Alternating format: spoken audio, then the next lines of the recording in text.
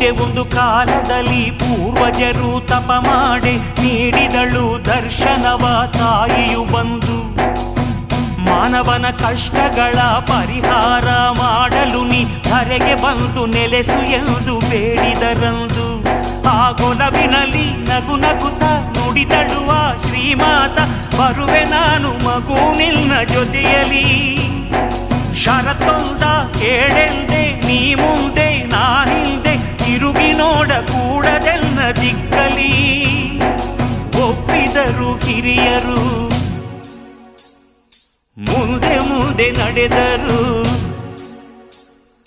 ತಾಯಿ ಹೆಜ್ಜೆ ಗೆಜ್ಜೆನಾದ ನಿಲ್ಲೆ ತವಕ ಮನದಲ್ಲಿ, ಏಕೆ ಎಂದು ತಿರುಗಿ ನೋಡೆ ಶಿಲೆಯಾದಳು ಕ್ಷಣದಲ್ಲಿ.